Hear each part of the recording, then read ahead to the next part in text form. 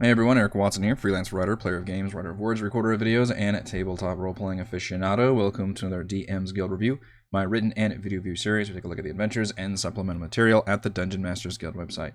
This video will be reviewing the player supplement Soth's Accursed Journal, designed by Matthias Gildemyn and Jan Sempels for Dungeons & Dragons 5th edition. Review copy has been provided for the purposes of this review. If you enjoy my content, consider using my affiliate links for your online shopping and supporting me via patreon.com/Rogue Watson. Now, I might not be the most well-versed in the Forgotten Realms side of D&D, but I do know a thing or two about Dragonlance, which is where Lord Soth... I actually recognized that figure at Death Knight. I was well-versed in the Dragonlance books and lore throughout much of the 90s, but I didn't even realize it was D&D related. In fact, that was a cool fantasy series. What this is a player-focused supplement that adds new subclasses, new classes, feats, spells, some magic items, and even attempts to buff some underused features and spells that are commonly viewed as crappy from the player's handbook. Probably things that Wizards could have done with, Tasha's or Xanathar's, but didn't necessarily go back and do full patch notes in that way. So it's kind of cool to see that. Honestly, any one of these chapters would probably be enough for a single release on the DM's Guild. But this bad boy clocks in at over 75 pages of content, which is remarkable, and especially because it's pretty damn good content. Most of what you're getting are the subclasses and the new classes. So we're getting one new subclass for each class, not including the Artificer. So only the classes that appear in the original player's handbook. One per class there, one new subclass. And then we get 3 new classes, completely new classes, each of which has 3 new subclasses. So that is a ton. Again, that whole chapter, which is 50, 60 pages, could easily be its own supplement, and I think it's pretty damn well done. The entire book has a professional layout design, which I very much appreciate. It looks like an official published material from Wizards of the Coast. I'm not as big a fan of the art style, which it has a lot of art, and I appreciate that. Like, every page has art, and it's got sidebars and tables and all that things, looks fine. But the art is, from what I can tell, pretty much all like stock art or free use art, which, it's fine. That's what it's there for. But there's a lot of like clashing art styles between pages, and it makes it look just a little too amateurish. Maybe I'm being overly nitpicky on that, and this is from years of reviewing DM's Guild products right now. And the fact that, if I see a lot of the same kind of art, I'm starting to kind of roll my eyes at it, which is not necessarily a fair thing to do. But like with these 2 pages especially, like these are obviously very 2 different art styles, and they really clash when they're on the same page like that. So I think it's okay if you want to use more stock art, but the bigger and more comprehensive your book, I would think the more you should maybe look at having an art budget too to keep up with this. If this was just a 10-page or a 20-page product or something, then no, I don't expect you to have an art director or anything. Just throw some, free use pictures in there that have to do with your product, and away you go, and fine. And you keep this kind of design looking thing, and that's perfectly fine. But when you start getting to these really big, comprehensive, professional looking books, I kind of expect a little bit more from the art side. So I like, obviously that there is art here, and it's used in good ways, but the actual art style is very, very clashing in between pages, which is kind of a bummer result.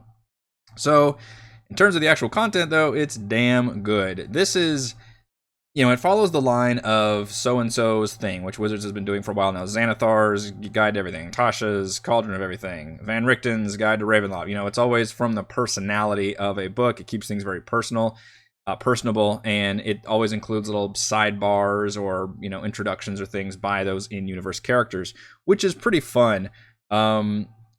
This one kind of disappointed me in that regard. I hate to start off with kind of one of my 2 big cons at the beginning, because I do really, really like this book.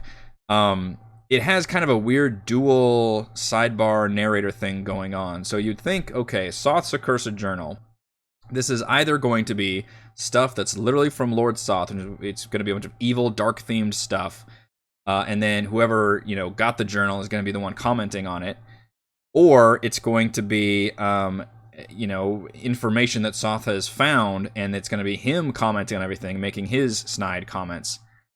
And the problem is the book does both of those things. to where it gets really confusing. I had to read the introduction to realize, okay, Soth's journal was stolen by his apparently traitorous were-badger ally.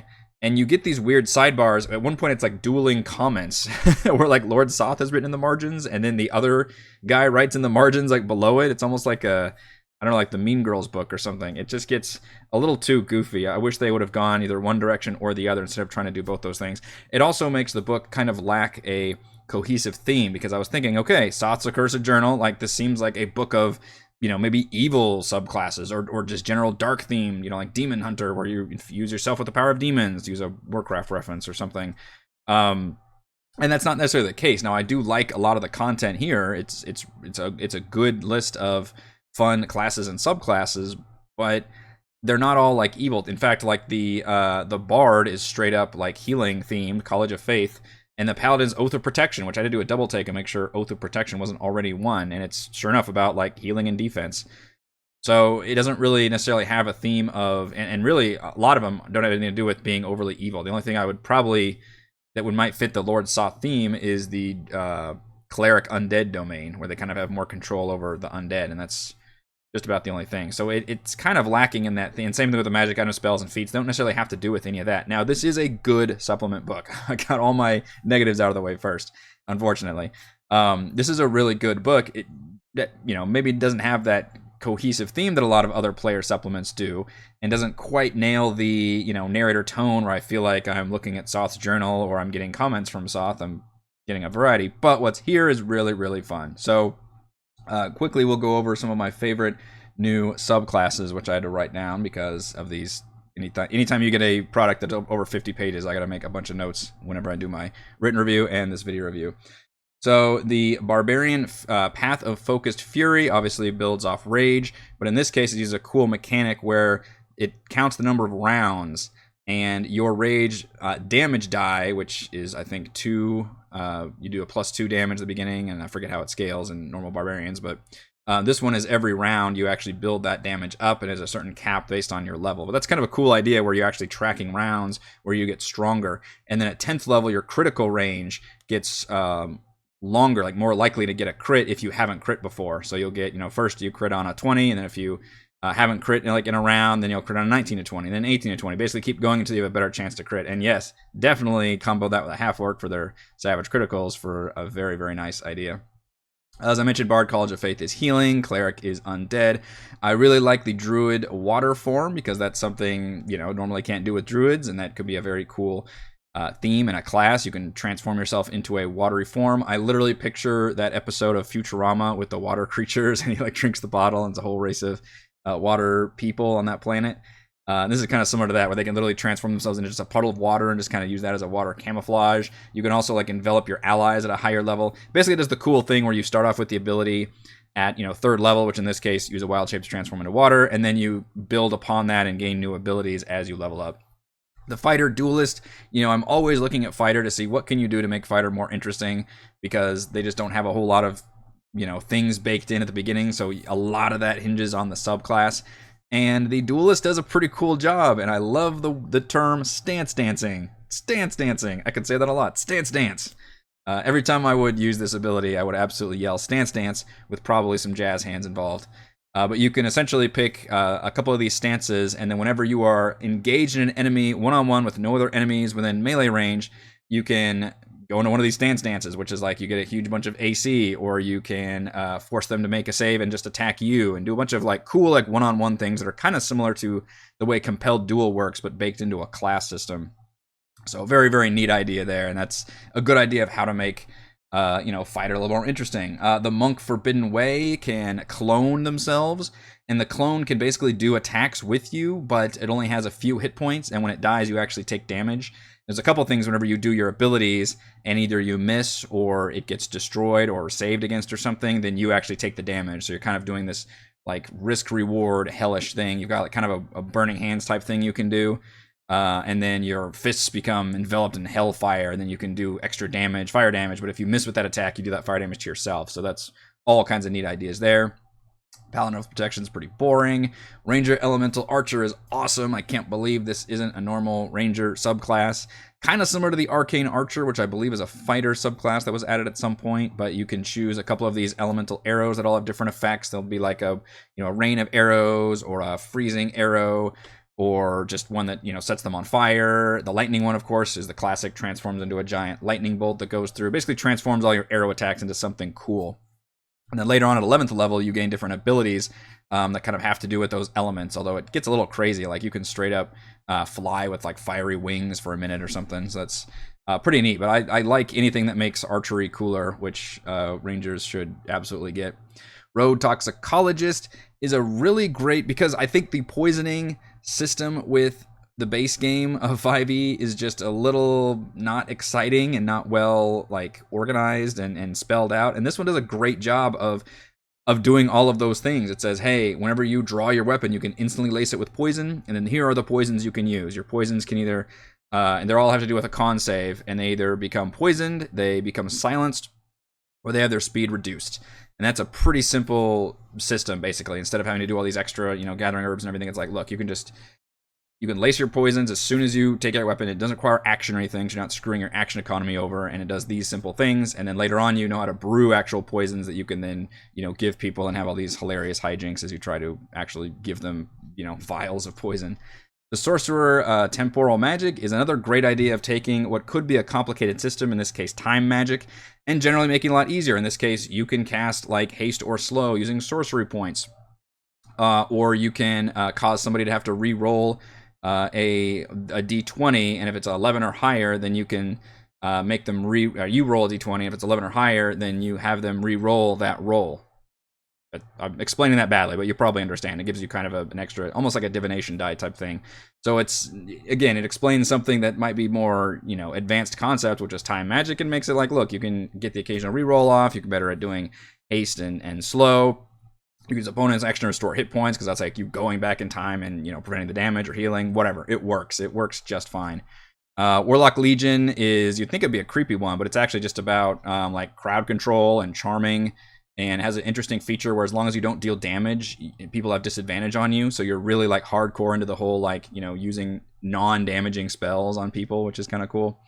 And then the Wizard is the psionically charged wizard, the telepath, where you can like straight up incapacitate people with your mind. You can trick someone into thinking you're invisible, which is a really neat thing. That's a good way of literally doing like the Professor X, when you've got like mind powers. So just a cool way of, again, taking a neat concept and making it mechanically functional and balanced. So I don't necessarily love all of these subclasses, but I definitely like more than half of them, which is pretty much all I'm looking for in terms of, whether I'm giving it a thumbs up or thumbs down. So automatically, first 20 pages, all those subclasses, thumbs up. Now we get to the new classes. The Death Knight, the Elementalist, and the Monstral, which is kind of a silly term for it. The Death Knight is pretty much the signature feature of this supplement. You've got Lord Soth on the cover. He's a Death Knight.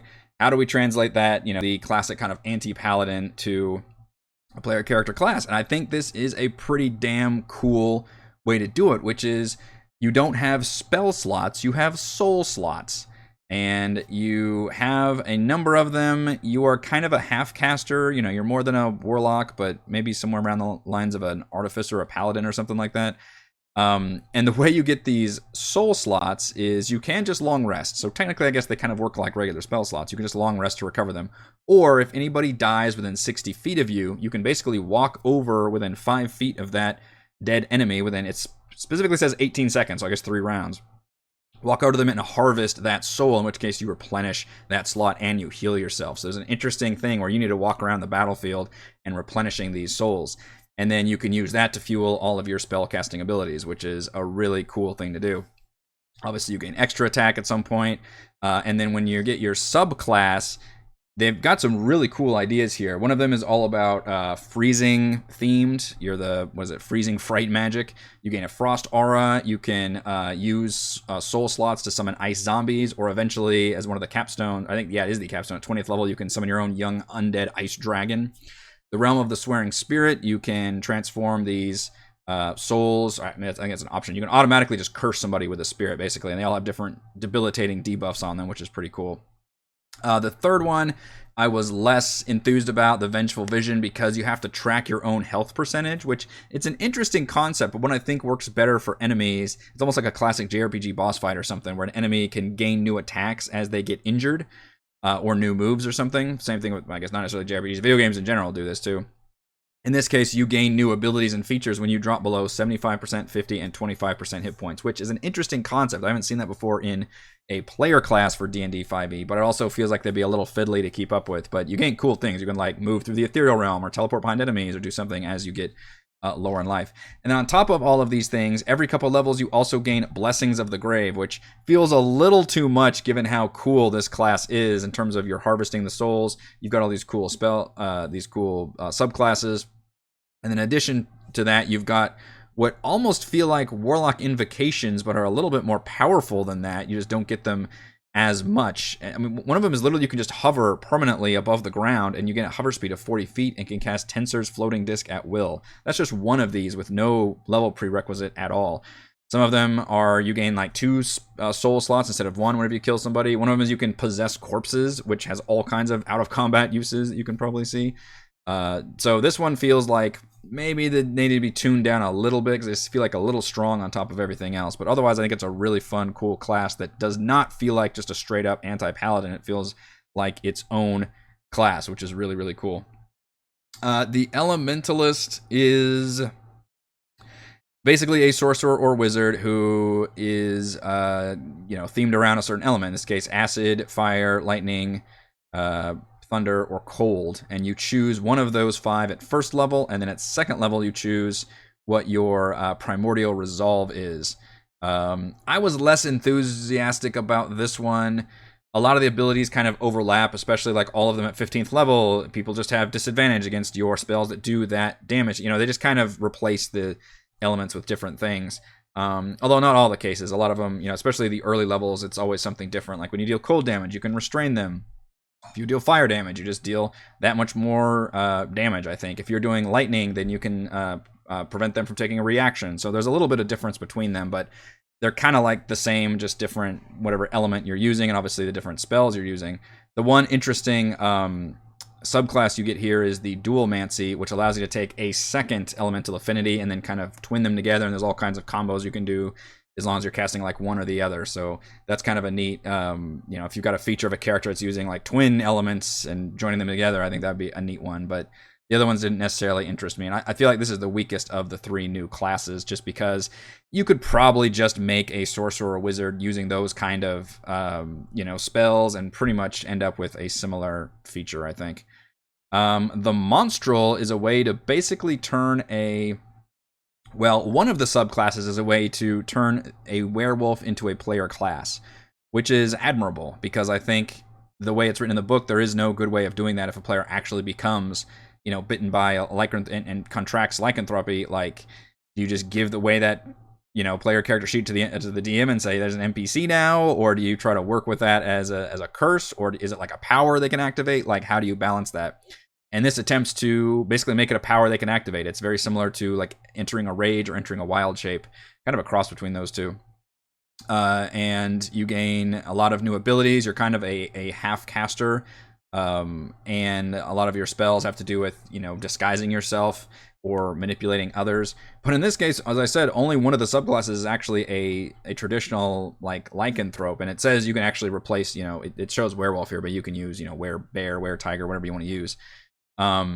The other ones are a slime form, which is pretty fucking crazy. You can straight up transform into a form of slime, and I love the fact that eventually you can basically sever off appendages when you're in slime form, and then they become little pet slimes, so that's kind of cool. You can basically split yourself. And then the third one, which is a little bit weird, is that you can transform into like a succubus or an incubus, a demon form. It all has to do with seduction and charming, and it just feels like it would send up a lot of red flags in a lot of D&D games. But I will say I appreciate that they're not just like, here's the subclass for werebear, here's the subclass for weretiger. In fact, lycanthropy is one of them, and the other two are vastly, vastly different. So I do appreciate that. And I think if you are wanting to play a player character that has that kind of lycanthropy appeal, whether it's like a blood hunter type or something that's more of a player class focused lycanthrope, then I think this is a pretty cool choice, and it's really neat. There's this whole culture about how they're like religion based and cult based and things, so that could be a neat thing to work from too. So that is half the book right there, and I spent a long time reviewing it because that's an important part of this book, but that's not all of this book. We also get a bunch of new feats, including racial feats, which is a huge plus because Xanathar's added new racial feats, which are very, kind of help you bring the flavor of your whatever race you are and have to do with that race. And for only the ones in the player handbook, whereas this one adds it for basically all the rest, for a lot of the ones that you would find in like Valos especially. So bugbears, furbolgs, goblins, hobgoblins, kenkus, etc., etc. Just a lot of really cool thematic and appropriate feats for those races. A few new spells, not a whole lot. A lot of them have to do with new, classes and things that were added, like Psychic Strike or Ice Lance. A lot of these are cantrips or first level spells to kind of give more flavor to where there was missing some holes in there if you wanted to play those kind of themed classes. Magic items are a pretty good mix. I really like the Hired Blade, where you can put in coins in a slot, and depending on what coin you put in, that gives it different attacks. So you have to kind of pay for your magic item constantly. There's an elemental robe where you can have damage and gain resistance, but only once per day for that particular element. So you actually want to be attacked with different things. I like the Rock of Fascination, which is basically just like having the one ring, only it doesn't actually have any magic powers. It just charms people, or charms you if you happen to grab this, which would be a fun thing for players to roleplay for sure. So there's some neat ideas in here. This is not why you come to get this book, but it's certainly you're glad to have it. Variant rules. This is really interesting because I think you could do an entire supplement based on this, which is essentially a patch notes or a fan patch for fixing things that probably don't work. We are years beyond when 5e first released, and there are some things which are kind of unanimously underpowered, and we pretty much already look at like Ranger as being a good example for a major thing that was a little underpowered and has since been finally mostly fixed in Tasha's with optional variant rules. And this kind of fills a lot of those similar holes. Nothing as big as a Ranger. And in this case, 2 spells, Witch Bolt and True Strike, and then mainly the dual wielding feature. I think it does a pretty good job. Nothing that you necessarily have to add or not add, but in this case, Witch Bolt is universally determined to be just not a great idea because it requires concentration, and the fact that it requires your action to do damage that doesn't really keep up, pretty soon after first level. And in this case, it doubles the range and makes sure that the higher spell slot doesn't just increase the initial damage, but increases the other damage. So it doesn't even try to buff it that much. It just tries to do it a little bit just to keep it in line, not even to make it more powerful, but just to keep it to being shitty, basically. And True Strike basically extends it to they ignore damage resistance. So maybe you'll actually use True Strike once in a while, but maybe not. It's still kind of crappy for an action, I think. And then the 2-weapon fighting, it notes that it just doesn't really keep up with other kinds of weapons.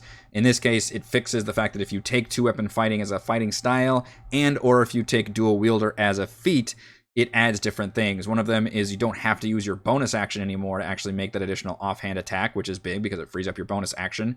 And the other thing is that you only have to use, I believe, 1 light weapon and not 2 light weapons in order to be able to 2-weapon fight appropriately. So again, just try to fixes things that are at this point pretty universally underpowered compared to other ways of fighting, which I think is pretty cool and interesting, feature to have in a player focused supplement.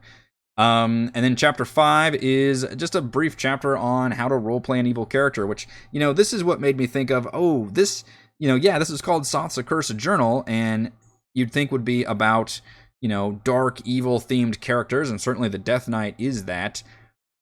And maybe the Monstrel is to an extent also. You're kind of part of this evil cult that wants to be all about transforming and fluidity and all that. But I don't think a lot of the subclasses necessarily fit the evil theme. And I don't know, the whole thing doesn't necessarily speak to me about this as a book of, evil themed stuff. So I'm not saying this is a bad thing to include, but this just reminded me of the fact that, we could play an evil, like Death Knight, I guess, character would be appropriate, but the rest of them don't necessarily have to be an evil, time sorcerer or psionic wizard or something. But all this information is good to have. It's kind of, session 0 stuff, which is, hey, don't be a dick. And also don't be a chaotic idiot. Like you can, evil does not necessarily mean you're just a maniac.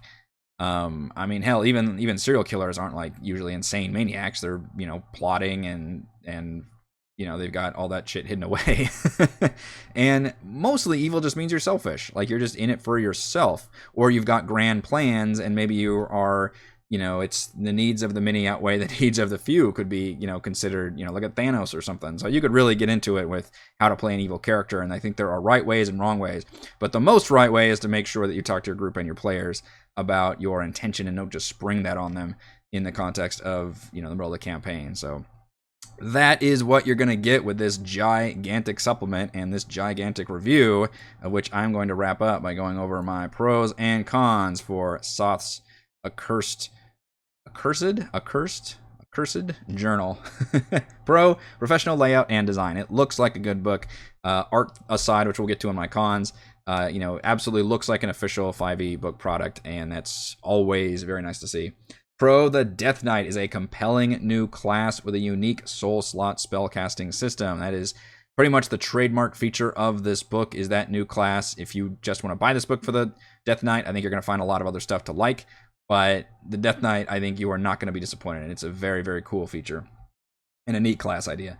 The Monstral, another pro, is an effective lycanthrope player class, exceeding far beyond werewolf. I was actually really impressed with that one, thinking, oh yeah, there really isn't a good, player way of doing lycanthropy, and I think that does a pretty good idea. The one thing I would have liked to see that is, what if somebody's infected with it? How do we transform their class into this class if we really want to embrace it? This doesn't really allow for that. This just says, hey, you're part of this cult. You transformed into a monstral in this way, and you're not like a traditional werewolf. So would have been interesting to see, but I still like the way it's used, and I like that the subclasses are all very, very different. Pro, several fun new subclass ideas, from psionically charged wizards to water-transforming druids and elemental archer rangers. Again, I think only like 3 or 4 of them was like kind of met on. The rest of them all had really neat ideas and felt, for the most part, pretty well balanced, so I thought this was a really good selection of subclasses. Pro, variant rules offer optional buffs for underused and underpowered spells and features. That was a great chapter on how to buff up some things that are probably a little bit at this point. And I basically agreed with the designers, where I thought, like, yeah, these features and spells all needed some help, and I thought their balancing wasn't too, egregious or overcorrecting too much. They did a pretty good job of just making things a little bit less shitty, which I appreciate. And pro, racial feats for extra races beyond the player's handbook. That's something that I didn't realize was missing, and now that I realize it's missing, I'm glad to have it here. Cons, I think the stock art has clashing art styles that doesn't look good. Like, I like that there's art on every page, but there's a little bit too much, and this is something having an art director would obviously fix. But again, if you're having this big book, maybe pumping a little bit more into the art budget, and at the very least try to have a uniform style so that it doesn't look jarringly strange to have, 2 very different pieces of art styles on, the same double page spread. So that was a con for me. And the other con was that the book kind of lacks a cohesive theme. I really summarized 2 cons, which was it lacks a cohesive theme, and the dual narrator sidebars are very annoying.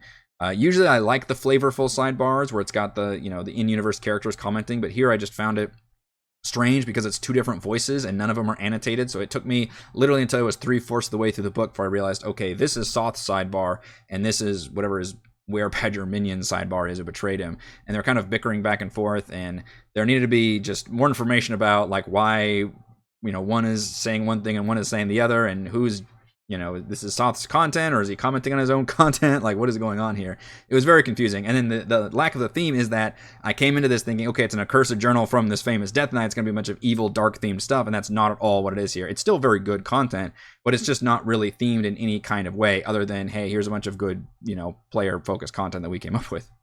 Final verdict, with a large amount of useful and interesting new player-focused content, and any one chapter in Soth's Accursed Journal could be its own supplement, particularly the well-designed Death Knight class. Thank you to everyone for watching this video review. You can see my written review at roguewatson.com. You can watch more reviews and follow our own D&D adventures here on my YouTube channel, and you can support my work at patreon.com/Rogue Watson. Shouts to Platinum patrons Joe, Will, Tiny Dancer, Manuel, Wizard, Princess, Christopher, Thomas, Captain Mike, Adam, Aiden, Instant Lose, Smile, Roger, Stan, and Nathan. And gold patrons RPG Papercrafts, Charming Grenade, Pretty Boy, and Yuma, Marcos, Dave, Vicente, Gilberto, Dead Lizard, Lounge, Sam, Ross, Lumpy Spuds, Jerome, Fatboy 619, Skelly Nick, Butterpants, Blood, Angel, Veronis, Baboon, Shiny K, Cert 2B, Nathan, and Fast Like a Tortoise. Thank you all very much for your support.